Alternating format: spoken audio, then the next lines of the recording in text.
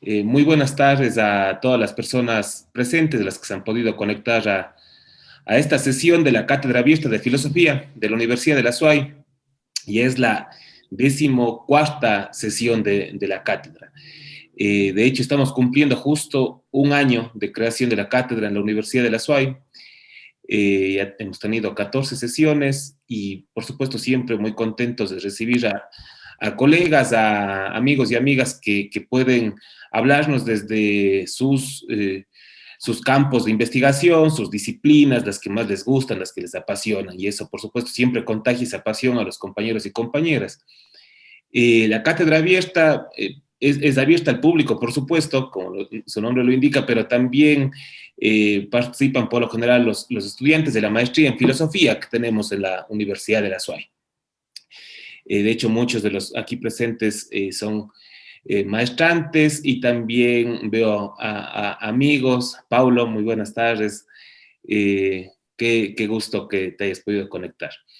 Entonces, eso, nosotros por supuesto procuraremos seguir con la cátedra. Nosotros este año lo hemos hecho, además, en pandemia, cosa que ha sido muy complicada. Pero al mismo tiempo nos ha permitido escuchar a gente a la que por lo general no podríamos escucharlo con tanta cercanía, así de manera, con la tecnología, ¿no? Entonces, esperamos que ya las cosas se mejoren en los siguientes meses para también podernos reunir en las siguientes sesiones, reunir físicamente. La sesión de hoy estoy especialmente contento porque es un tema que a muchos de los estudiantes en la universidad les interesa. Muchos estudiantes quieren saber esta relación que tiene la filosofía con otras disciplinas, y una de ellas, por supuesto, es con la literatura, que además en la filosofía continental tiene esta relación tan estrecha, especialmente la continental. Entonces, por eso, esta sesión hemos invitado a un colega de la Universidad de Sevilla, un doctorando de la Universidad de Sevilla, para que nos hable de lo que él llama una aproximación a los límites entre la filosofía y la literatura, el espacio poético. Algunos libros que encuentran lo filosófico, lo literario y lo poético. Y con un título bastante sugerente, el de las cicatrices de Frankenstein. El caso de Álvaro es profesor de filosofía, lengua y literatura, es doctorando de la Universidad de Sevilla, es coordinador del Seminario de Estética y Teoría de las Artes en la Facultad de Filosofía y escritor. Es ganador por 2 veces del concurso de creación literaria de la Real Maestranza de Caballería. Asimismo, ha obtenido diferentes reconocimientos en distintos concursos de narrativa breve, en Marchena, Gerena, Zamora, Siles, Galapagar, entre otros. Es amante de la generación del 27 y Mediodía. En 2012 publica su primera novela, Ojos Verdes, ambientada en la Sevilla de comienzos del siglo XX. Al año siguiente publica La brisa de lo eterno, el testamento literario de Joaquín Romero Murube. Investigación sobre el poeta sevillano, sobre el que se encuentra realizando actualmente su tesis, Entre la filosofía y la literatura. En el año 2015 se edita su segunda novela, es El ciprés azul, basada en la vida del cantador del flamenco Luis Talega. En 2017 publica Amalgama, un libro de relatos breves ambientados en el campo andaluz y el flamenco. En el presente 2021 ha publicado su obra Los Muertos, un libro de narraciones breves y también homenaje a James Joyce. Vive, escribe y corre en Dos Hermanas, La Bella Dos Hermanas. Álvaro, ahora sí, te doy la palabra y vos me vas diciendo cuando vayas subiendo en la presentación.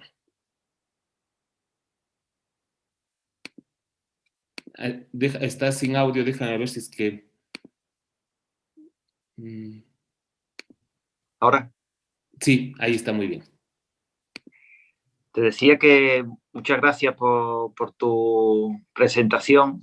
Gracias a tu universidad y a esta cátedra que permite estas conferencias tan interesantes. He estado viendo algunas en YouTube y la verdad que tienen gran nivel. Así, eso me gustaría también comenzar, aparte de dar las gracias, pidiendo perdón de antemano por si mi vocabulario y mi expresión filosófica no es la adecuada, porque tengan en cuenta que a pesar de mi grado en filosofía, de mi máster mi especialización siempre ha estado entre lo que es la literatura y la filosofía, lo cual te hace moverte entre dos tierras y en ninguna parte, ¿no? Luego también quisiera pedir de antemano por las palabras primas, como diría mi amigo el escritor Fernando Iwasaki, afincado aquí en Sevilla, palabras que en el español de acá significan una cosa muy distinta al español de allá, ¿no? Así, pues, si me equivoco o digo algo que le suene más, pues también le pido disculpas de antemano, ¿no? Por centrarnos ya en lo que es la charla, me gustaría hacer dos partes. Una en la que, como el título de En las cicatrices de Frankenstein cuento, voy a tratar de aproximarme a lo que es esa frontera o esos límites entre la filosofía, la literatura y la poesía. Y después, en una segunda parte, pues lo que me gustaría es comentar. He traído varios ejemplos, cuatro libros concretamente, que particularmente me gustan y que unen, a mi modo de ver, muy bien esa no división, muestra muy bien ese no límite entre lo que es la filosofía, la literatura y la poesía, como digo, ¿no? Entonces, si puedes poner en el PDF lo que sería simplemente a modo así de introducción, la diapositiva de San Manuel, Diego. La siguiente. Es simplemente introductoria, ¿verdad? Esta obrita, San Manuel Bonamártir, fue para mí importante porque en primero de carrera, en un simple vistazo de una novela corta que se lee en una tarde, me mostró, pues, precisamente eso, en una sola lección, lo que es el sentimiento trágico de la vida, que posteriormente, pues, profundicé en el ensayo del mismo nombre, ¿no? Y a lo largo del tiempo, las lecturas de Camus, de Kafka, de Hermann Hesse o del propio vídeo, pasa si quieres la diapositiva, la que sale la fotografía de los escritores, esto que he mencionado, pues siempre supusieron unos textos de gran pozo literario y también filosófico, pero quizás, si me apuran, con aguas más cristalinas. Y con estas obras siempre me daba cuenta que empatizaba mejor, que me llegaban de una manera más intuitiva, más directa. Y bueno, pues digamos que ahí, en el propio comienzo de mi estudio de filosofía, comenzó también esta relación especial con la literatura. Al igual que el filósofo profesa el amor a la sabiduría, creo que las grandes obras de la literatura suscitan una erótica platónica, una ansia de conocimiento que se encierra en un secreto que se cuenta en esas obras, pero que jamás se revela del todo. Eso provoca que esas obras sean estudiadas e interpretadas una y otra vez a lo largo de los siglos, y que dé lugar a lo que yo denomino filosofía de la literatura, que está más allá de la crítica literaria. No obstante, de esas obras ya hablaré en esa segunda parte de la charla, como he mencionado, ¿no? Acercándome ya a lo que sería esa metáfora del título de la charla, a las cicatrices de Frankenstein, si conocen el texto de la novela de Mary Shelley, en un pasaje, el monstruo se pregunta, ¿puedes pasar, Diego, diapositiva? El monstruo se pregunta, ¿y qué era yo? Dice, ignoraba todo lo relacionado con mi creación y mi creador, pero sabía que no tenía dinero, ni amigos, ni ninguna clase de propiedad, y además poseía una figura espantosamente deforme y repugnante. ¿Era entonces un monstruo, una abominación de la tierra? En este pasaje de Mary Shelley, en el que el monstruo se pregunta por qué es, creo que se reflejan bien lo que vengo a contar esta tarde.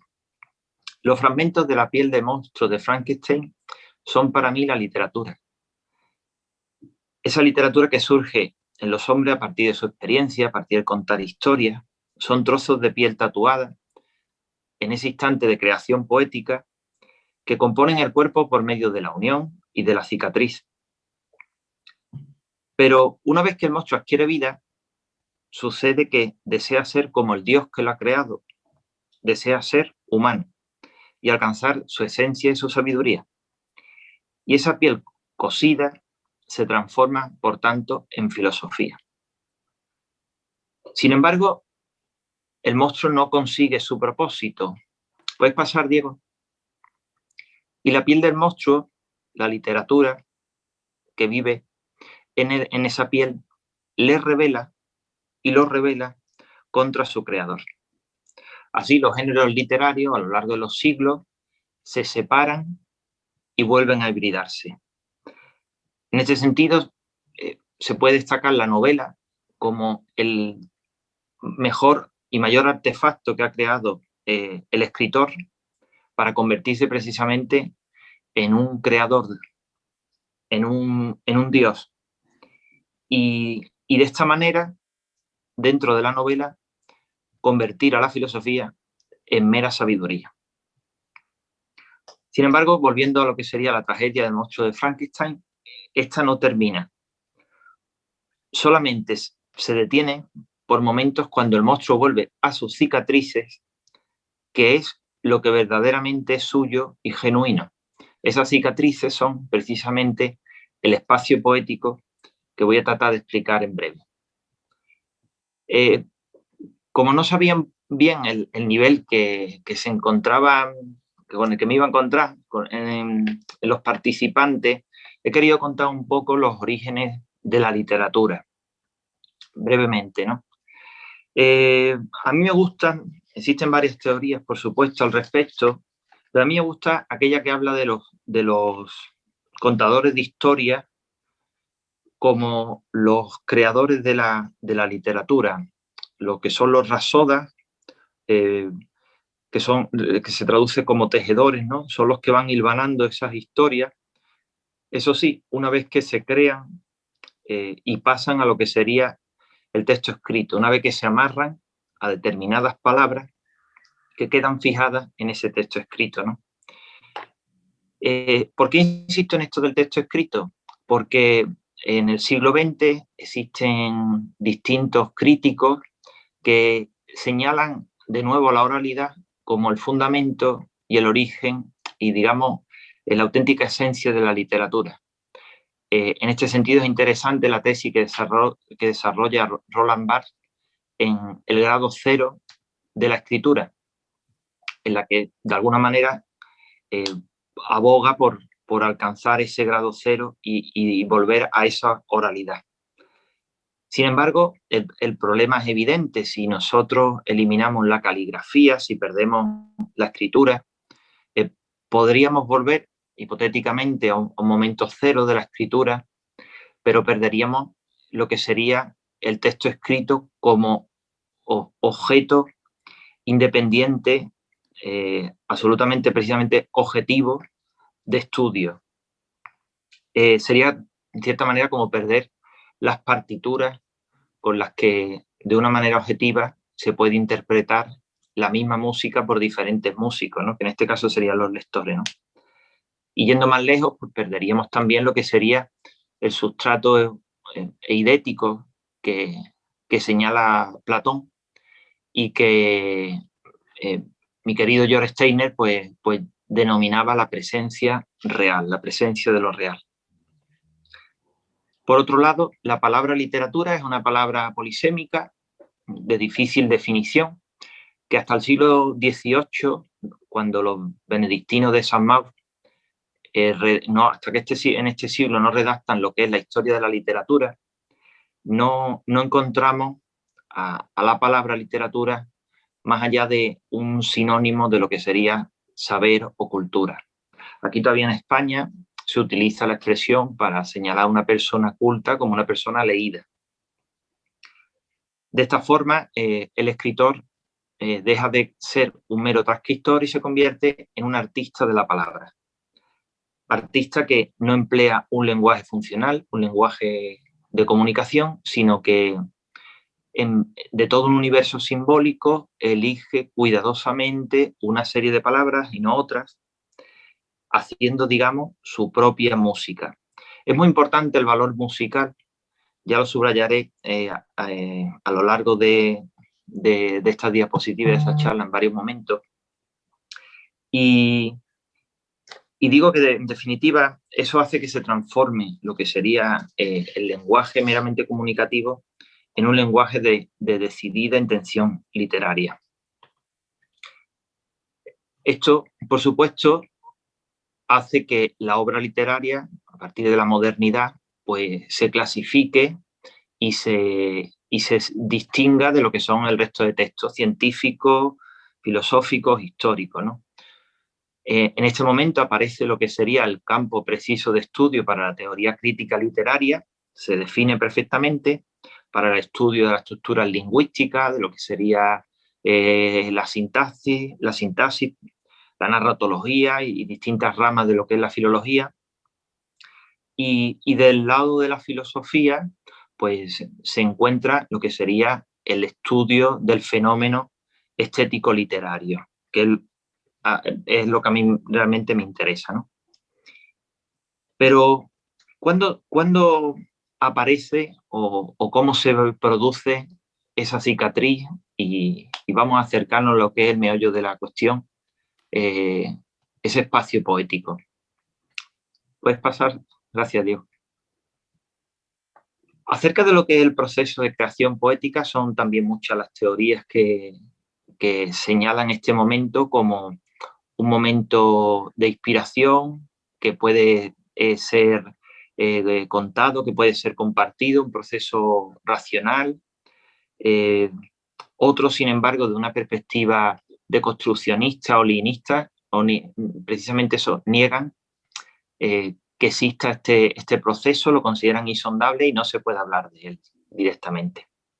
En cualquier caso, si nos remitimos a la historia y al origen, son Platón y Aristóteles los que presentan en sus textos, en primer lugar, son los primeros que hablan del proceso de creación poética.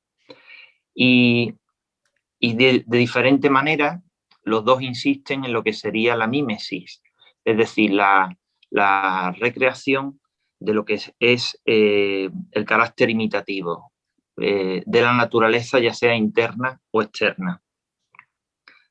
Ese carácter imitativo perdura de nuevo hasta la modernidad, quizás más lejos incluso hasta lo que es el romanticismo, donde en el círculo de Jena, con Fichte y con Novalis principalmente, pues se produce una renovación de ese concepto, de esa definición de creación poética, y la poesía pasa a fundamentarse, a realizarse desde el interior y sobre el interior. Es, por tanto, un acto de creación, un acto de libertad, y estos autores lo consideran la auténtica realidad interior. ¿Puedes pasar a la diapositiva?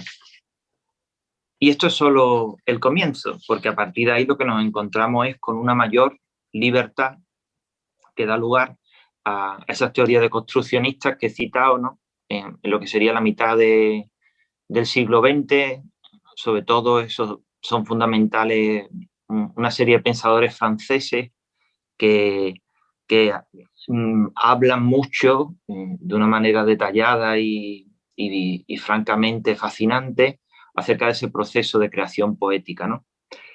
Que definen o trazan a partir de lo que sería, refiriéndose al mito de Orfeo, ¿no? De nuevo, Barthes y Blanchet hablan de lo que sería el mito de Orfeo para referirse a lo que es la literatura. Imagino que lo conocen. Orfeo trata de rescatar a su amada Eurídice de los infiernos, del ultramundo, y va tocando y cantando, haciendo música hacia adelante. Ese momento para Barthes sería el momento de la literatura. La realidad queda detrás, que sería Eurídice, y en el momento en el que Orfeo se da la vuelta y Eurídice desaparece, es cuando precisamente lo que queda es el sinsentido del texto escrito, ¿no? Y así es como define va en lo que sería a la literatura y a este proceso de creación poética, ¿no? Orfeo interpretando su música hacia adelante, mientras que no mire atrás, se lleva a cabo, se está produciendo la literatura. En el momento que se gira, esta desaparece, quedando el texto escrito, como digo. En cualquier caso, al margen de todas estas teorías, el hecho para mí fundamental de lo que sería la cicatriz, el espacio poético, es el que toda poesía conlleva un pensamiento. Esa es una de las claves fundamentales de esta exposición. Decía al respecto Schlegel que donde comienza que la poesía comienza precisamente en el límite de la poesía, de la filosofía, perdón. Y este límite podemos observarlo al principio y al final. Podemos observarlo al principio en lo que sería el paso del mito al logos, podemos establecerlo al final en el nuevo logos que también crea el filósofo. Decir de lo que no se puede hablar es como definía a ese instante de creación poética Valéry. O Wittgenstein, que comentaba cómo el lenguaje solamente puede dar cuenta de una porción muy pequeña de la realidad y del resto que solamente cabía guardar silencio, pues en ese lugar sitúa en lo que sería lo inexplicable, lo místico, a la poesía. Se da la oposición entre lo que sería el lenguaje y el silencio, y desde mi punto de vista me parece que precisamente es la poesía la que rompe ese silencio con su música. Porque el valor de la música que antes citaba es fundamental y está presente en todos los textos literarios. Si no hay música, no hay texto literario.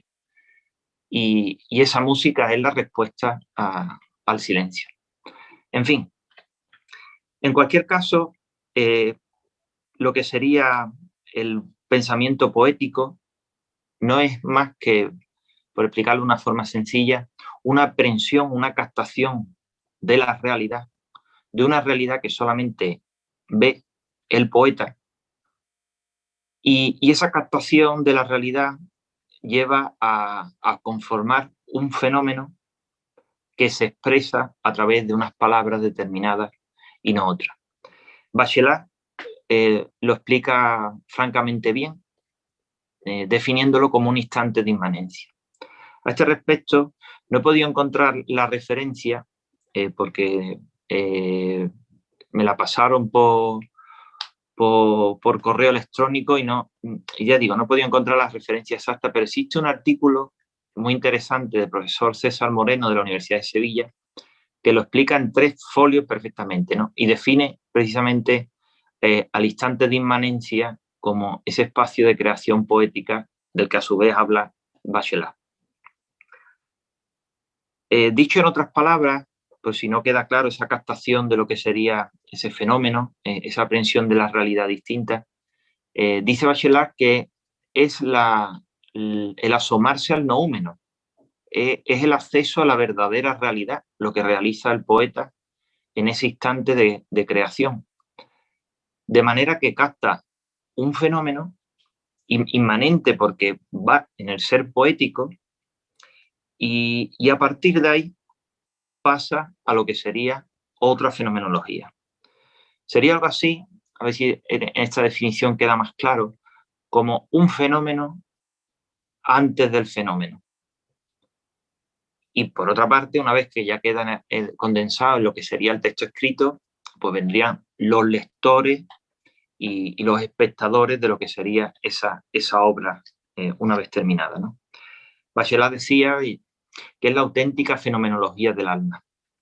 Pues bien, esto lo podemos encontrar desde mi punto de vista en Parménides y en su poema del ser como primera filosofía en el siglo V a.C.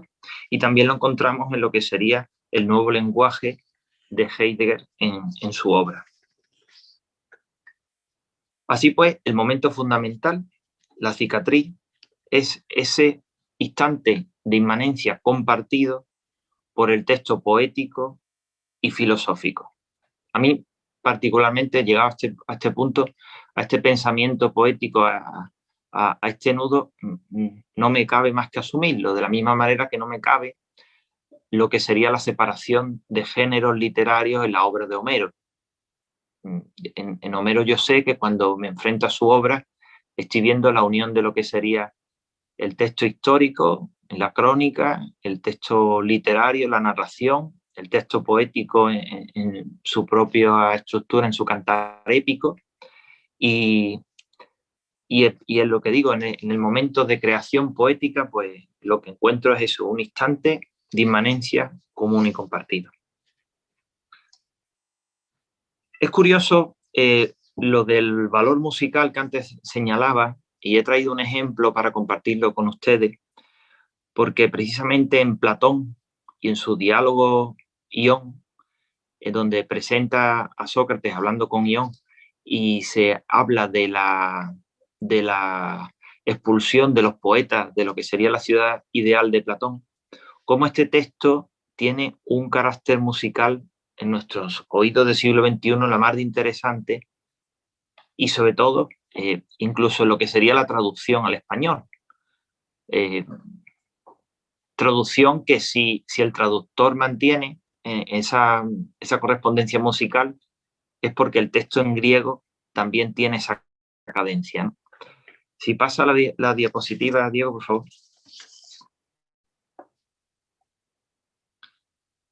El análisis podría hacerlo largos de rimas, de sintaxis, pero si lo leen con atención, pues observa precisamente ese valor musical, ¿no?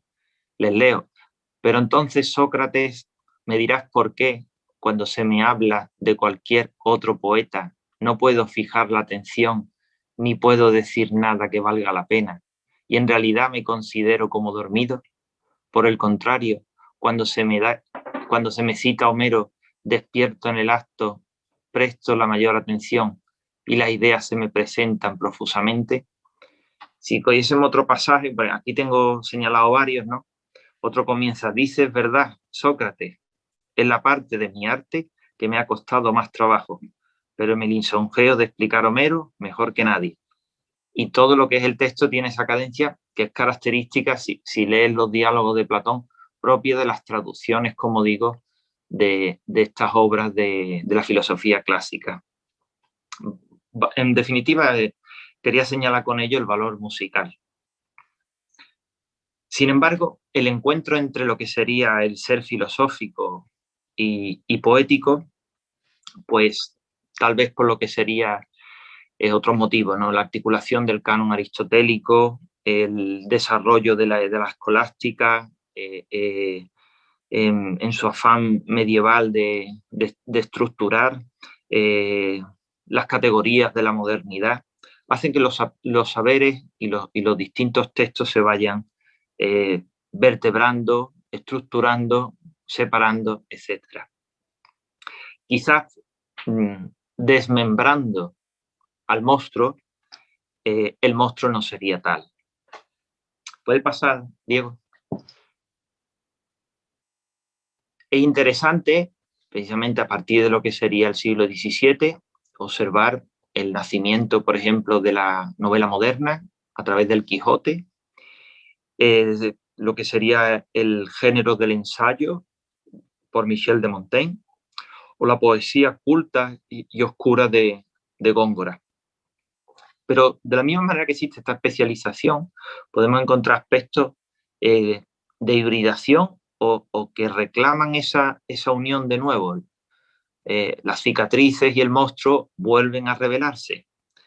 Y entonces no podemos olvidar al discurso del método, o obra fundamental dentro de lo que sería la filosofía moderna, obra narrada en primera persona de una forma absolutamente novelesca.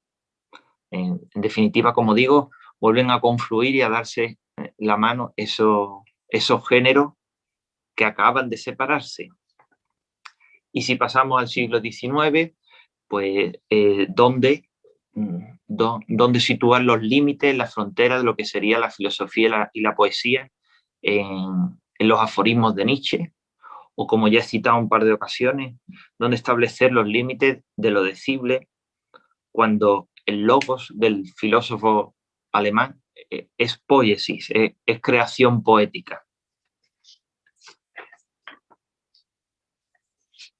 La filosofía, que siempre soñó alcanzar las estrellas, quizás no las alcanzó más que por medio de la literatura. La cicatriz sigue ahí. De la poesía que da vida al monstruo y que provoca su afán filosófico y humano. Tal vez, como digo, pues la literatura sea todo lo que ha alcanzado el ser humano. Y ahí sigue la tragedia. De manera que o no es nada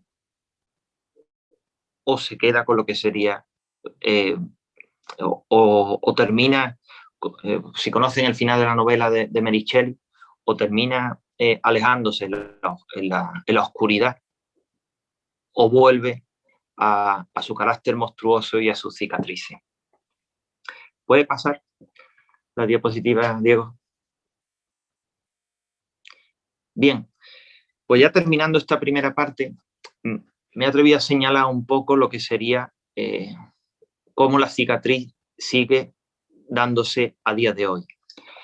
Y me parece esta labor importante porque si algo creo que tienen los filósofos es una capacidad de ver más allá, ¿no? Decía Steiner también que el águila está siempre en el futuro. Pues precisamente eso, hoy podemos ver a partir del siglo XX, ¿no? Nuevas teorías críticas, analíticas, los deconstruccionistas, que no voy a insistir. Y luego nos encontramos, pues, en esta década, ¿no? Recientemente, en lo que es el fenómeno de la poesía en Instagram, que ha resurgido con muchísima fuerza en las redes sociales, al menos aquí en España, llevando lo que son las ventas de los libros de poesía a unas cifras que no se habían visto en décadas o en la vida.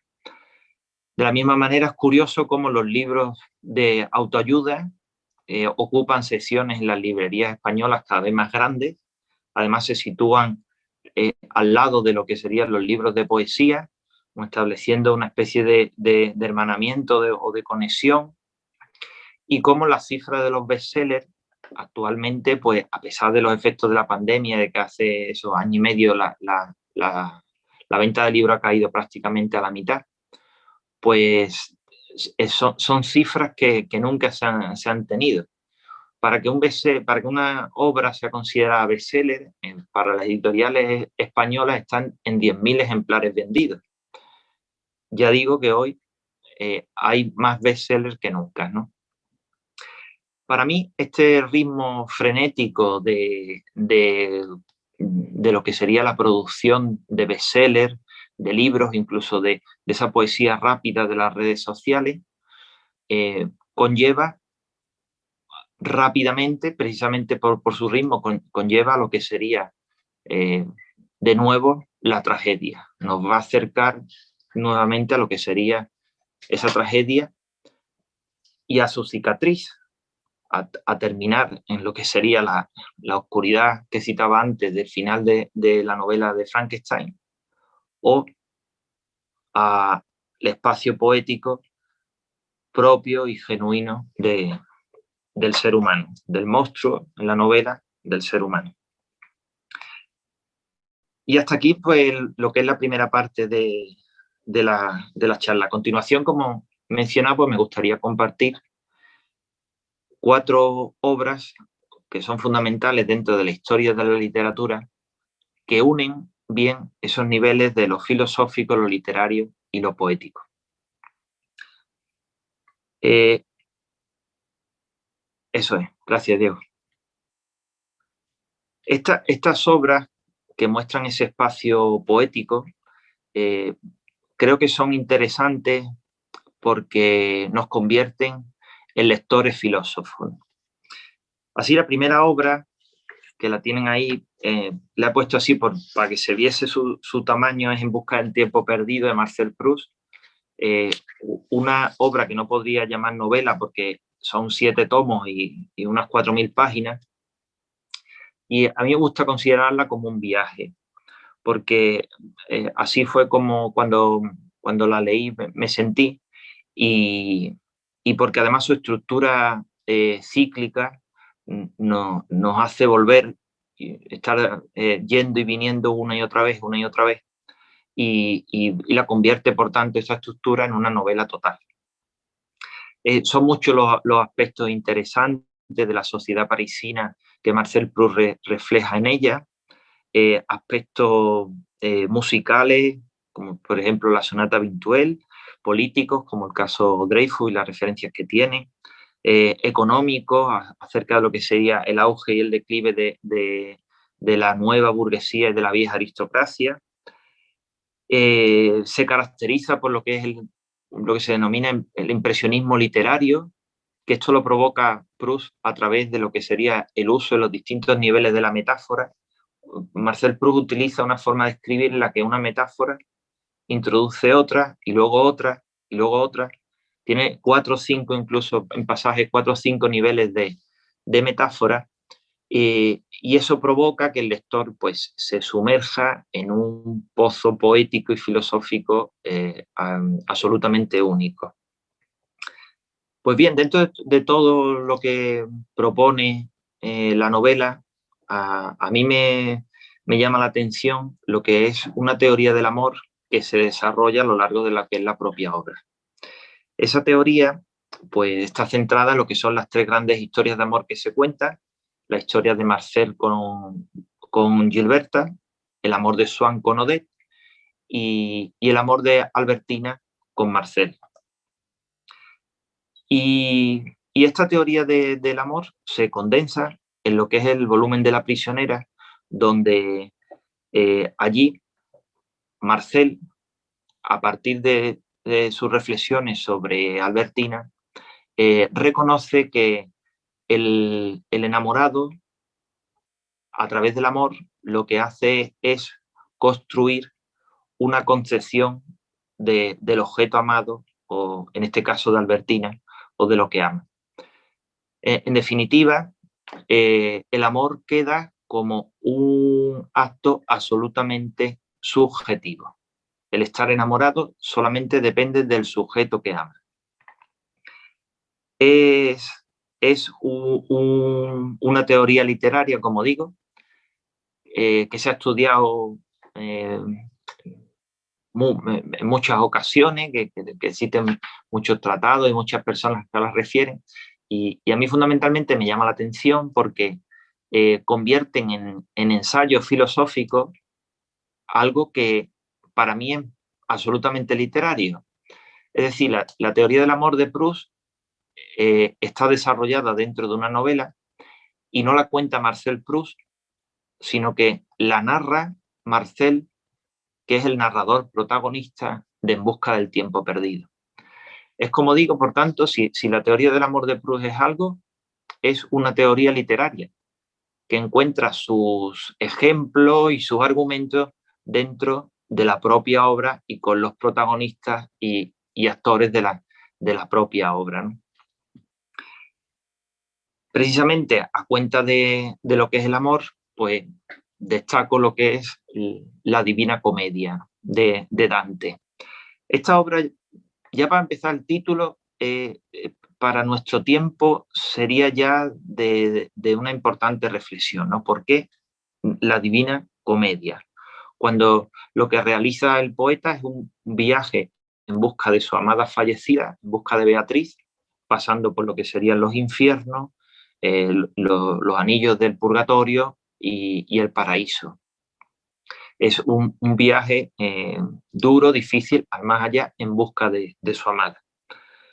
Pues, siguiendo con el amor, como digo, en el canto 5 del infierno se narra lo que es el encuentro entre el poeta con Paolo y Francesca, que son 2 adúlteros, 2 amantes adúlteros que han sido condenados al infierno y están allí expiando sus pecados por toda la eternidad. pero caminan juntos en ese calvario del infierno. De esta manera, Dante está definiendo de una manera para mí preciosa lo que es el sentimiento del amor, ¿no? Caminar y permanecer juntos hasta en el infierno por toda la eternidad, ¿no? Acerca del amor, y ya termino, es curioso también para mí cómo el amor presente en la raíz de la palabra filosofía ha sido desarrollado muchísimo más por la propia literatura que por la filosofía misma, ¿no? Es cierto, ¿no?, que si atendemos a la etimología de la filia, pues eso es un amor más familiar, pero bueno, en cualquier caso, la literatura le ha dedicado muchísimas más páginas al amor que la filosofía, sin duda. Y bueno, y del viaje de Dante, pues también podríamos decir que ese asomarse al más allá queda muchísimo más lejos que cualquier reflexión, crítica o fundamentación de la metafísica del mismísimo Kant, ¿no? Es un viaje mucho más largo, ¿no?, por ese más allá. La tercera obra que me gustaría comentar brevemente es la del Rey Lear, ¿no? Esta obra es mi favorita de William Shakespeare y bueno, pues en ella nos encontramos con un comienzo, un arranque abrupto en el que, bueno, pues el Rey Lear, no sé si conocen la trama, decide dejar su cargo de rey y dividir su reino entre sus hijas, y les pide a sus hijas que le manifiesten su amor, ¿no? Y Cordelia, la menor de las hijas y su favorita, pues no es capaz de decir nada. Y esta sería una gran pregunta ya, ¿no? ¿Por qué Cordelia no dice nada? En lo que son las obras de Shakespeare me sucede como cuando tomo lo que son las novelas de Dostoyevsky. Desde mi lectura del siglo XXI me parece muchas veces que los protagonistas pues son desmesurados e irracionales. Nosotros no nos comportaríamos ni gestionaríamos las emociones de la misma manera que lo hacen los protagonistas de Shakespeare o de Dostoyevsky, como digo. Sin embargo, tanto las obras del autor ruso como de Shakespeare tienen la habilidad, creo, de convocar a través de las palabras a las emociones. Y esas emociones nos tocan directamente, y entonces, pues, aunque Lear nos parezca desmesurado, como digo, como personaje, rápidamente la emoción nos lleva a ver en él lo que serían los estragos de la edad, el cansancio del cargo, en este caso de ser rey, el abatimiento de los años, cómo la cabeza la va perdiendo. Seguramente nosotros ninguno diríamos a nuestro padre como Cordelia, que queremos a nuestro padre como la carne a la sal, o simplemente Cordelia le dice que quiere a Lear como una hija quiere un padre. Pero sí, como digo, a pesar que no nos sintamos identificados con el personaje, sí nos sentimos identificados con las emociones de Cordelia cuando no puede expresar ese amor que siente, no encuentra palabras, y ese silencio tan locuaz de los primeros pasajes de Cordelia a mí particularmente me sobrecogen. Y en Cordelia, pues a través precisamente de sus intervenciones, encontramos cómo muchas veces son difíciles las relaciones amorosas y las relaciones familiares. En cualquier caso, a medida que avanza la obra de Lear, estas emociones provocan el efecto de ahogar la voz del lector, hacen que el lector enmudezca de una manera que creo que solamente, por lo menos para mí, esta es la obra que lo consigue en Lear. Va asomando lo que es la tragedia hasta que llega a lo que sería el núcleo para mí fundamental, que está en lo que es la tormenta. El pasaje de la tormenta en Lear es el triunfo de la naturaleza donde se hace el silencio, precisamente porque suena la tormenta, y Lear, que estaba bajo la lluvia, que estaba bajo lo que es la propia tormenta, pues se siente vencido. Por supuesto, la tormenta también por fuera es un reflejo de la tormenta interior que Lear sufre y padece en su pensamiento, ¿no? Pero cuando leo este pasaje, pues eso, no dejo de acordarme de unas confesiones de San Agustín, por ejemplo, cuando de alguna manera se encuentra con Dios, eh, en el libro 13, si no recuerdo mal, donde de la misma manera se encuentra, como digo, con Dios bajo la tormenta, o me recuerdan a Heidegger y a su pregunta, ¿no? ¿Por qué el ser y no la nada? ¿Por qué la tragedia? ¿Por qué tiene que ser esto así y no puede ser de otra manera? Eh, Precisamente el Dasein, ¿no? El ser ahí, existente en el mundo, el ser arrojado del que habla Heidegger, es el que se encuentra narrado para mí perfectamente en este pasaje del Rey Lear. Y ya para terminar, pues la última obra de la que me gustaría hablar es La Metamorfosis de Franz Kafka. Esta probablemente pues la conocen, eso, la transformación más popular de la literatura contemporánea al menos. ¿Y qué es la metamorfosis? Pues precisamente eso, una gran pregunta. Son interesantes las lecturas materialistas y posmodernistas que se realizan de lo que es la obra de Kafka, señalando que sus obras pues, muestran el absurdo, el hastío, el sinsentido de la vida, la angustia, la depresión. Se puede decir que Kafka, en cierta manera, anticipa con sus obras lo que son las enfermedades del siglo XXI en la sociedad occidental. Sin embargo, lo que poco se insiste es que en ellas Kafka está mostrando su perfil poético.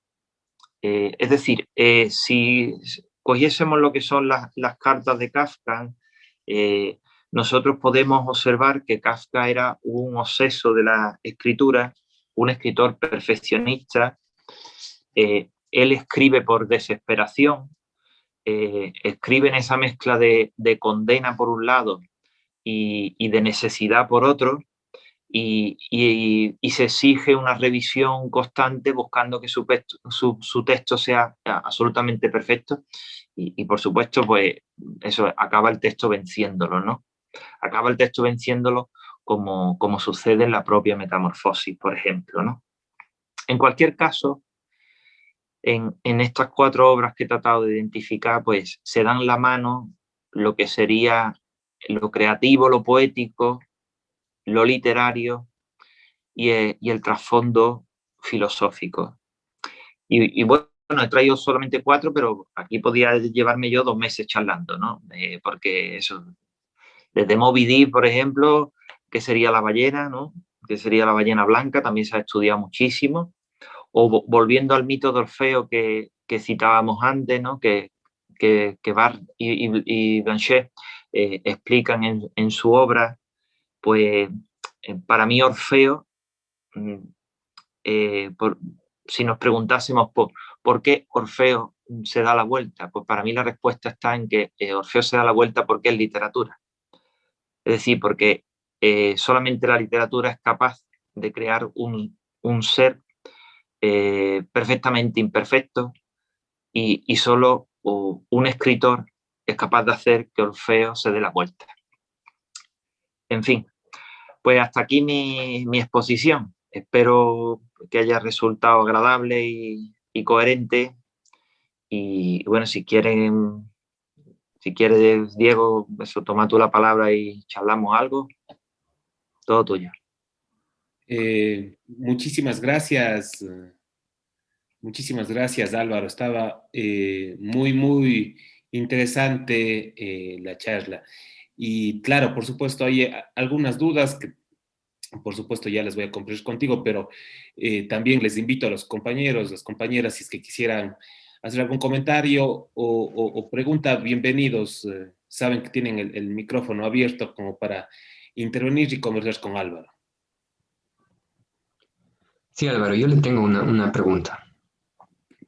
Hola, Jaime. Sí, qué gusto.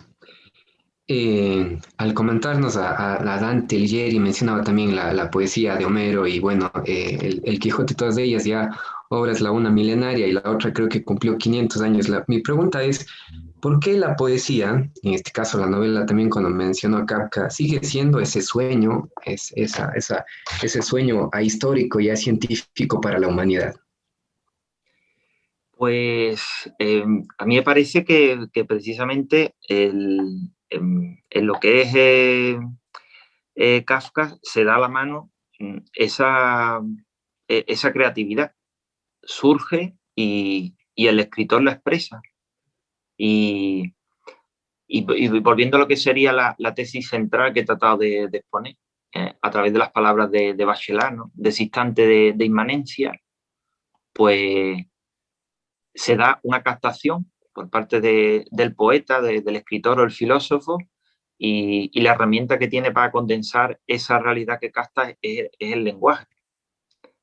Y para mí, eso, sigo las tesis también de Steiner, que he citado en un par de ocasiones, pues, y su obra está ahí. Es decir, yo soy un ferviente seguidor de Steiner, en tanto que creo que es necesaria esa presencia real, tiene que haber algo ahí, porque si no, estos serían juegos de palabras, estos serían cualquier obra, cualquier poesía, Homero, de principio a fin.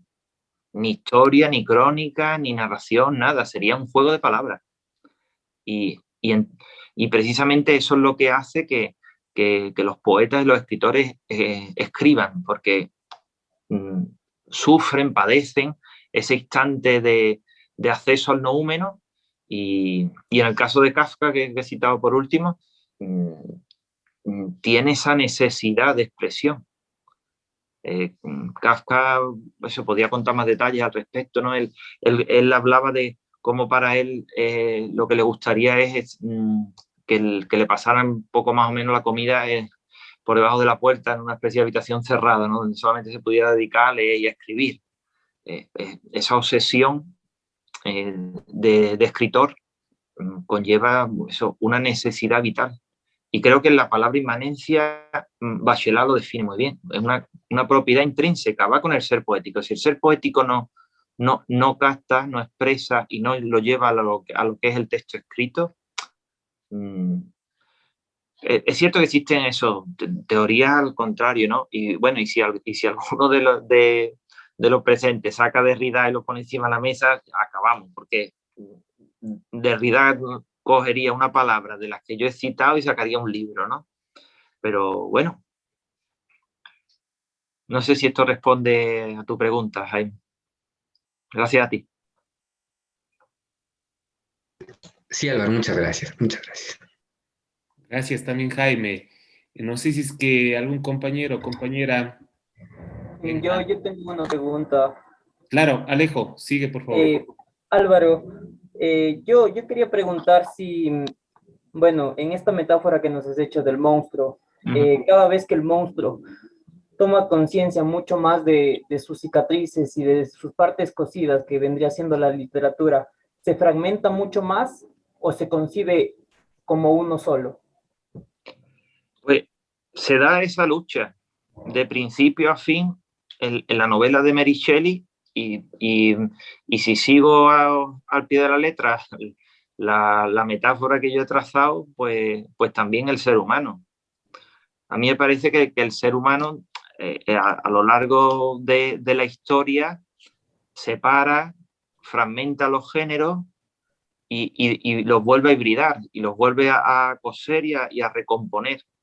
Y nos encontramos con obras, por ejemplo, como puede ser la breve historia del tiempo de Stephen Hawking, que es un texto científico, pero que en su carácter divulgativo se transforma en un texto filosófico y cuando divaga sobre los agujeros negros tal vez está haciendo poesía. Ese es el camino. Y para mí, eso, la literatura está, siguiendo el paralelismo y la metáfora, está en la piel troceada, en los fragmentos, en la historia, que precisamente los rasodas como tejedores empiezan a hilvanar y empiezan a construir. ¿Qué construye las historias? ¿Qué mueve a los tejedores a tejer? Lo que sería el espacio poético, la cicatriz propiamente. ¿Y qué queda después cuando el monstruo está vivo? Pues esa dialéctica. Por un lado, el monstruo es monstruo, no puede dejar de ser literatura. Por otro lado, quiere ser como su creador, ser humano. Y esto se da, como he dicho, a lo largo de los siglos, en esa tensión, ¿no? Por eso también ese juego de palabras que planteaba entre esa revelación con V y esa revelación con B, ¿no? El monstruo se da cuenta de algo y de la misma manera que quiere acercarse, cuando ve que es rechazado, se revela contra su creador. En fin, no sé si esto responde un poco a tu pregunta. Sí, muchísimas gracias. Gracias, Alejo. ¿Algún compañero, compañera, quiera preguntar algo más? Hasta que se animen, puedo yo preguntarte, Álvaro. Estaba con la inquietud. ¿Por qué escogiste estas 4 últimas obras que desarrollaste en la segunda parte? Porque creo que son muy disímiles a primera vista. Yo, por supuesto, vos eres quien los Dice, mencionado. ¿Perdón? refiere que son muy distintas. Sí, Eso, exactamente. Sí. son muy distintas, sí. Exacto, entonces no sé si es que, y esto metodológicamente me interesa, si es que elegiste esas obras por el gusto, porque se trata algún tema que puedes ver algún hilo conductor en todas. ¿Cómo haces para elegir una obra para analizar un tema como el que vos analizas en tu tesis? Pues, bueno, en mi tesis realmente fue un poco al contrario. Es decir, yo tenía interés por hacer algo relacionado con la ciudad de Sevilla, porque me llamaba la atención la literatura que se produce sobre las ciudades bellas. Pero eso ya te digo, eso da para otro día, ¿sabes? La literatura que se hace sobre una Venecia, la literatura que se hace sobre una Estambul, los escritores románticos que viajaban en el siglo XIX, es decir, había varias cosas que confluían ahí, y dije yo, bueno, pues voy a hacer algo sobre Sevilla y la literatura de Sevilla, ¿no? Y me encontré con un poeta del 27, poco estudiado, ¿no? Pero como su obra habla entera, de principio a fin, sobre la ciudad de Sevilla, por ahí empecé. Bueno, volviendo a lo que me decía de estas obras, pues eso, tenía interés por comentar lo que es En busca del tiempo perdido, porque lo mismo, ¿no? Esto podría llevarme aquí hablando un montón de tiempo, ¿no? Es una obra que la leí en la facultad a fragmentos, y luego ya más adelante volví a leerla en profundidad y buscando ya muchas más piezas, ¿no? Y es una obra de las que tengo de cabecera, que siempre voy retomando, siempre voy viendo, investigando, una obra que no termino de estudiar, ¿no? Y en torno a lo que es el amor, pues como es un tema que particularmente en mi faceta de escritor, pues trato de desarrollar en mi escrito, en las novelas que he hecho, en los relatos, como digo, ¿no? Es una cuestión que digamos, una de mis obsesiones, ¿no? Literarias. Pues fue la primera obra que yo tenía interés por hablar y por comentar en esta charla, ¿no? El amor me llevó, esa referencia al amor me llevó a Dante, porque recordaba ese pasaje del canto quinto, de la historia de Paolo Malatesta y de Francesca. Y después, por tratar de citar a uno de los autores más importantes, ¿no? de la literatura, y enfrentarme eso con mi particular visión a Shakespeare, pues eso, puse sobre la mesa Al Rey Lear, ¿no? Y luego la de Kafka, si realmente lo he elegido es porque como el público que tenemos o que está ahí, tú lo conoces perfectamente, pues digo, bueno, voy a coger una obra relativamente reciente, siglo XX, una obra breve, conocida por todos, y creía que en Kafka pues encontraba esa... Y además luego me daba mucho juego, porque decía, bueno, pues en Kafka pues, precisamente en su carácter como escritor, en su obsesión poética, lo que es para mí esa obsesión poética de Kafka es la que se refleja en su obra, ¿no? De manera que rellenaba bien esos tres espacios, ¿no? El poético, el literario y el filosófico en ese sinsentido y absurdo que encierran las novelas de Kafka, ¿no? Estos fueron un poco los criterios, ¿no? Podía haber sido más corto y haberte dicho porque me gustaban, ¿no? Pero bueno, he tratado de justificarlo. No, pero está bien, siempre, por supuesto, interesa saber cómo trabaja, cuál es el oficio de carpintería que hace alguien que está escribiendo, que está investigando sobre esto. Daniel tiene una pregunta. Sigue, por favor. Hola Álvaro, hola con todos. Hola, Daniel. Yo quería hacer una pregunta en cuanto a lo que mencionaste. Más bien, preguntarte si todo género literario puede ser considerado dentro de lo que tú argumentas como una literatura filosófica, porque si bien uno como lector puede darle 1.000.000 de significaciones a cada literatura, a cada cuento, a cada libro, lo que sea, y marcarlo dentro de lo que tú mencionas, una literatura filosófica. Pero te quería preguntar si es que hay un límite o unas normas como para que puedan considerarse dentro de esto que tú investigas, o si tú encontraste aquello. Pues, Daniel, creo que esta pregunta viene genial porque si soy capaz de hacerte ver que existen los límites, precisamente eso, habré tenido éxito con esta metáfora que he tratado de plantear. Que existen los límites no quiere decir que no estén unidos en esa cicatriz.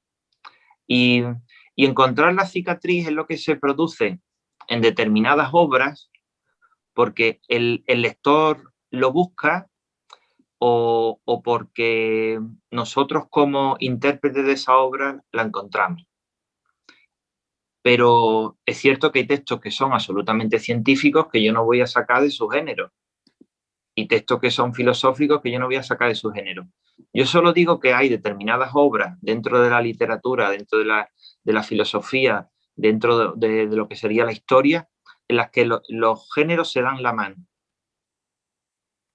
Lo que no estoy de acuerdo es con lo que tú dices, que tú puedes hacer una lectura y puedes interpretar en una obra tal o cual o aquella cosa o lo que a mí me parezca. Ahí no estoy de acuerdo, porque entonces te estarías sumando, en cierta manera, del lado de los deconstruccionistas, que los deconstruccionistas como herramienta de análisis crítica son geniales, pero te dejan siempre en el aire, porque al darle toda la ventaja al lector, mañana tú me puedes decir que lees un texto científico en los que se habla de cómo se llama una nueva proteína que han descubierto y solamente tienen 4 caracteres y letras del ADN, ¿no? Y dices tú, esto es poesía para mí.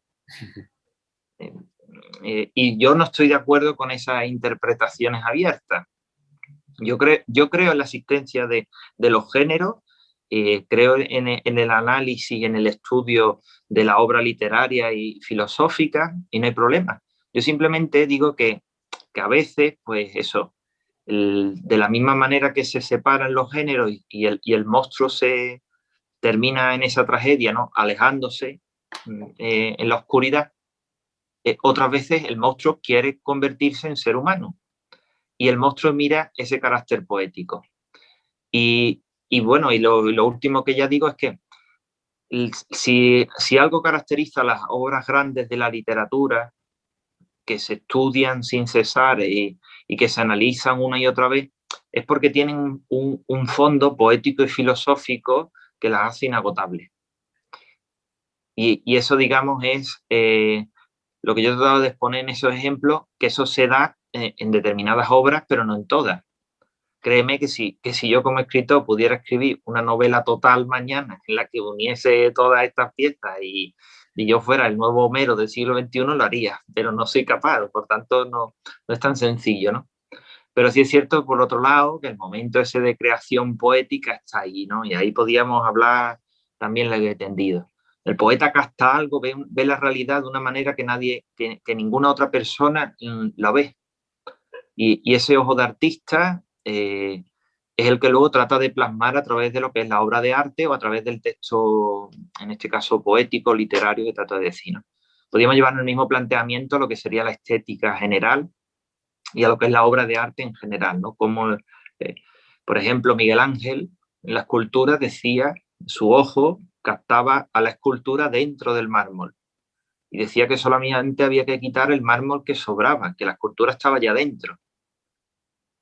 Ahí estaba viendo Miguel Ángel un noúmeno dentro del bloque de mármol, que sería el fenómeno, está accediendo a un fenómeno antes del fenómeno, en fin. No sé si esto explica un poco lo que has querido preguntarme, ¿no? Acerca de esos límites y de esa separación o no de los géneros. Sí, sí, sí, gracias. A ti, Daniel, a ti.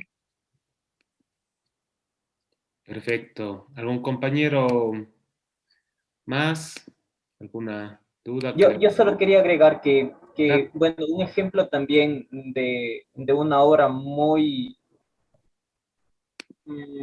¿cómo decirlo?, que bastante argumenta todo lo que nos ha hecho ver hoy día es La insoportable levedad del ser, de Milán Genial. Kundera.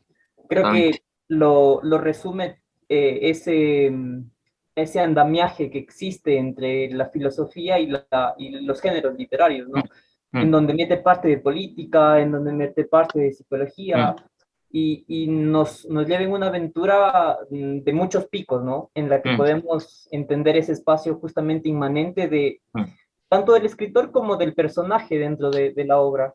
Entonces, ahí era como un comentario extra.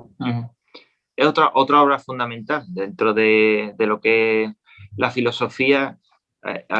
Podía haber mencionado a Kundera en estos autores que leí a comienzos de mi grado en filosofía, precisamente.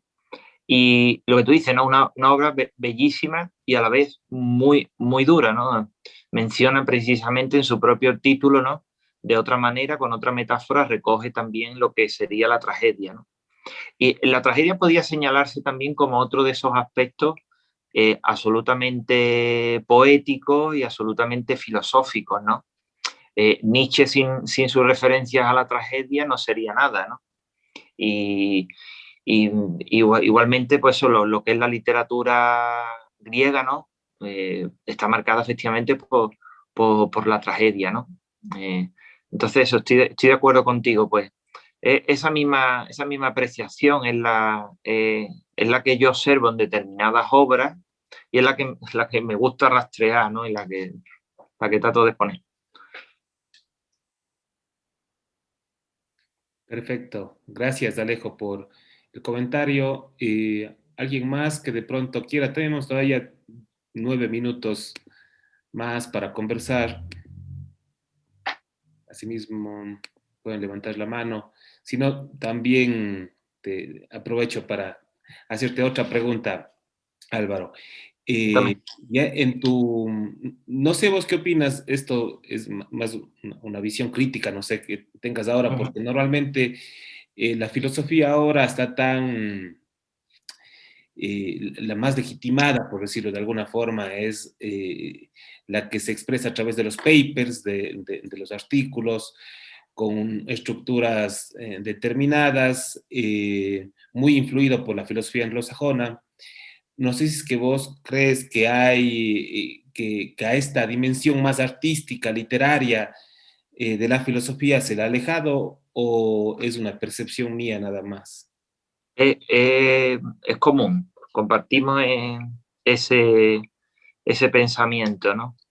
Yo observo a compañeros de otras ramas, otras especialidades, ¿no? que han tecnificado muchísimo su lenguaje, haciéndolo un lenguaje mucho más críptico, ¿no?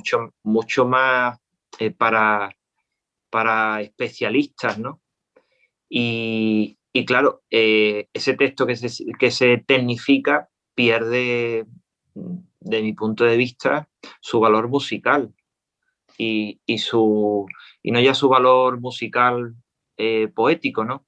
Sino pierde en cierta manera lo que sería la accesibilidad y sobre todo además, y esto es una cuestión absolutamente lingüística, observo en algunos de mis compañeros errores graves en lo que sería la sintaxis, porque a no ser que tú seas un nuevo Heidegger que te estés inventando un nuevo español, ¿no? No se pueden expresar las ideas de esa manera, porque esto no es un alemán traducido mal, sino que el español tiene su ritmo, su entonación y su sintaxis. Y eso yo como profesor de secundaria, bueno, pues prácticamente esto lo digo cuando en mi clase de lengua todos los días, ¿no? Señores, una frase no puede tener 7 líneas. En español no hay frases de 7 líneas. Y esto es un poco lo que observo, ¿no? En ese sentido estoy de acuerdo contigo, ¿no? Por eso, todavía más, a mi favor para que lo que es el texto literario que te adentra en una cuestión filosófica sea mejor, porque mañana se puede convertir en el acceso a la filosofía para el público en general. Esto atenta completamente a lo que sería las tesis de Ortega y Gasset, ¿no? Ortega cumple ya, en este libro, cumple 100 años sin duda, ¿no? Pero en lo que es filosofía, cuando Ortega quiso hacer esas lecciones para llevarla al público en general, de la misma manera, ¿no? Miguel de Unamuno, que mencionábamos antes, ¿no? Miguel de Unamuno escribe francamente bien. Es un filósofo de una clarividencia en español que muy pocos tienen, ¿no? Independientemente de que haya pocos filósofos españoles, ¿no? Pero yo creo que por otro lado eso es un error, ¿eh? Eso es un error porque hacer más cerrada la filosofía de lo que ya lo es, hacerla solamente accesible para un público absolutamente experto, ¿de qué sirve? Es decir, ¿sirve para algo? Porque si quisiera, evidentemente tenemos de la cuenta la respuesta, pero si eso, como tú dices, si eso tiene una intención de parecerse al inglés, aquí nos adentramos en una cuestión que yo no entenderé nunca, ¿no? Cómo teniendo nosotros casi el mismo número de hablantes en el mundo del español, habiendo una comunidad de un lenguaje panhispánico, ¿no? No somos capaces de hacer del idioma español una lengua de primera línea científica. No somos capaces, y mientras que no lo consigamos, eso hace que el español, pues eso, como tú estabas mencionando, quiera parecerse en los artículos y en las revistas científicas universitarias a un lenguaje técnico mal traducido, de no sé qué Claro, lengua. pero además, si es que te interesa, por ejemplo, publicar en Nous, la revista más importante o una de las revistas más importantes, tienes que escribir directamente en inglés. Y qué difícil, que yo no lo puedo hacer, pero incluso para los que lo pueden hacer, porque yo creo que ahí en esa traducción se pierde mucho. Bueno, no solo se pierde, estoy convencido que te habrás tropezado como yo de textos en inglés muy mal escritos, porque eso, yo no tengo tampoco capacidad para escribir con soltura en inglés, pero sí leo textos en inglés que digo, esto no está bien escrito, esto es una mal traducción de un idioma a otro. En fin, esta cuestión lingüística es la más interesante, ¿no? Y bueno, en fin, te deja ese sentimiento agridulce, ¿no? En torno a la filosofía, en torno a lo que es el español, ¿no? Pero bueno, hoy he estado esta tarde, por contarte algo anecdótico, he estado esta tarde aquí en Sevilla, en el Caixa Forum, que es un espacio de cultura, de arte, un teatro grande, ¿no? Y, y estaba en una conferencia sobre inteligencia artificial. Y, y al final ha habido también un pequeño diálogo y he estado hablando con el ponente diciéndole que yo era profesor de filosofía y que por lo que había dicho éramos la profesión del siglo XXI. Porque poco más o menos las máquinas y los ordenadores van a sustituir a todos los trabajos del mundo, pero los seres humanos pues vamos a seguir siendo humanos, ¿no? Entonces la filosofía, o sea que esta tarde salí en definitiva, he salido contento, somos el futuro, Diego. Entusiasmados, qué bueno por el grupo también. Alejo deja un comentario, dice, yo creo que ahí hay ciertos pensadores desde las epistemologías del sur que llevan a cabo textos paralelos que incitan a una alternatividad de leer, sentir y pensar a la filosofía. Sí, es muy cierto, Alejo, que también por acá se producen cosas. Paulo, tenías la mano levantada, no sé si es que quieres Sí, ir. no, nada más era un comentario que quería hacer, Álvaro, agradecerte por la exposición, me pareció una cuestión hermosa, y me atreví a hacer el comentario luego de lo que Diego decía o hablaba en torno a la técnica, el momento en el que Álvaro comenzó a hablar, hablaba del monstruo de Frankenstein y se me comenzaban a aparecer cosas en la cabeza que en ese momento me parecían estúpidas y que ahora me animé por lo que Diego decía. Un poco en doble vía, me parece que la filosofía se ha convertido en este momento en esa especie de monstruo de Frankenstein justamente por tratar de ser o de parecerse a la técnica, digamos, de lo que estaba hablando un rato o este momento Diego, de ser la madre de la ciencia, de esa frase un poco trillada, pasa más bien a convertirse este momento en el monstruo de Frankenstein, en el sentido de que quiere imitar a la ciencia, y ni siquiera a la ciencia, sino más bien a la aplicación técnica y tecnológica, ¿no? Desde ese lenguaje más tecnificado, más de la pérdida de esencia, de la reflexión misma filosófica, de lo que significa la reflexión de la vida y todo lo que conlleva con vivir y tal. Entonces era solamente eso que quería agregar a lo que estaban discutiendo. Gracias, Diego, por la palabra. No, gracias por la intervención. No sé si es que hay algo más, no sé, Álvaro, si es que justo en relación con esto y de nuevo regresando a lo del método, ya con esto vamos terminando. Vos te expresas, estás escribiendo, haces ensayos, escribes ensayos de estos, porque el ensayo tiene esta dimensión artística, literaria, es más libre y demás. ¿Crees que ese es el formato ideal para escribir? Te digo esto porque vos tienes estas dos facetas, ¿no? La de escritor, pero también la de filósofo. ¿En cuál te sientes más cómodo? ¿Escribiendo ensayos filosóficos con dimensión literaria o literatura con dimensión filosófica? Pues realmente eso, si me tengo que sentir eso cómodo es en el texto literario, porque ahí como también he dejado caer antes en las charlas es donde eh, creo que el escritor es dueño de un mundo.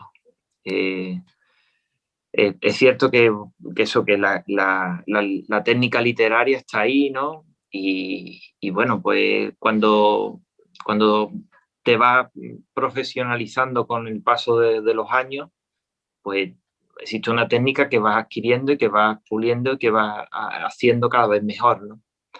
Pero volviendo a lo que me decía, en el texto escrito es donde, en lo que es el texto literario, es donde me encuentro yo como dueño y señor de ese universo, ¿no? Que uno crea y, y es quizá lo más cómodo, ¿no? Los otros tipos, bueno, son eso, herramientas distintas y a mí lo que de alguna manera me gusta es, pues eso, trazar estos puentes, aparte porque me gustan, porque me apasionan, es porque, en definitiva, mi forma de ver la propia filosofía. Yo concibo, al menos así lo aprendí en su momento, que el filósofo es la punta de lanza de la humanidad. El filósofo es el que tiene que ir abriendo el camino y y a la hora de abrir el camino va iluminando ese recorrido a los demás, ¿no? Y al hilo de lo que comentaba antes el compañero, pues creo que sucede eso, ¿no? Que en muchos momentos en la filosofía, por hacerse notar o hacerse oír, olvida su principal valor, que es el de orientar y abrir camino. Así que eso, ya digo, son espacios distintos, ¿no? Y bueno, no crea que en las investigaciones, sobre todo con Isma, que es mi tutora, ¿no? En el doctorado, tengo muchos correos en los que me dice, Álvaro, tienes que ser menos literario, tienes que ser más riguroso, más académico. Y yo no se lo digo, pero por dentro digo, pero es que yo quiero que esto suene bonito, ¿no? Se quede... Qué buena. Sí, ¿verdad? Sale solo y quizás eso. Quizás, bueno, pues eso, el lado de escritor sea el que de alguna manera se lleva el gato al agua, ¿no? Como se suele decir aquí. Qué bien, Álvaro. Y ya con esto vamos a concluir. Quería agradecerte muchísimo de parte de la Universidad de la SUAY, de la Cátedra Abierta en Filosofía y personalmente también, porque además estás pasada la medianoche en Sevilla y has hecho un esfuerzo también para poder estar con nosotros y eso, por supuesto, lo valoramos muchísimo. Además de que has compartido con nosotros muchísimas reflexiones muy interesantes y que yo estoy seguro que les gustaron también a los compañeros y compañeras que se pudieron conectar. Como sabes, esta sesión que está siendo grabada, luego la subiremos a la página de la Universidad de la SUAY para que las personas que no la pudieron ver ahora la puedan ver después. Te agradezco mucho, Álvaro. Te doy la palabra para que te despidas. Yo eso igualmente, ¿no? Agradecerte a ti, Diego, la invitación a la cátedra de la universidad, a las personas que han asistido. Yo espero que que se lo hayan pasado, pues eso, con que se lo hayan pasado la mitad de bien que yo, pues eso, habrán disfrutado muchísimo, ¿no? Verdaderamente eso, me lo he pasado muy bien preparando estas charlas, ¿no? Que ha sido como si me dijeran, habla de todo lo que sabe y condénsalo en media hora. Esa ha sido esa sensación y ha sido súper bonita, ¿no? El enfrentarme a ese reto, ¿no? Y eso, pues tampoco les canso más, ¿no? Que de verdad que muchas gracias y estoy a tu disposición y a la disposición de los alumnos de la universidad, por si alguno quiere hacerme alguna consulta, pues ya le pasa el correo electrónico, lo que necesites y por aquí me tenéis, ¿vale? Perfecto, y seguro te tomamos la palabra en eso también. Gracias, Álvaro, gracias a todas las personas que están todavía conectadas y nada más, hasta la próxima sesión de la Cátedra Abierta de Filosofía de la Universidad de la SUAY. Muchas gracias.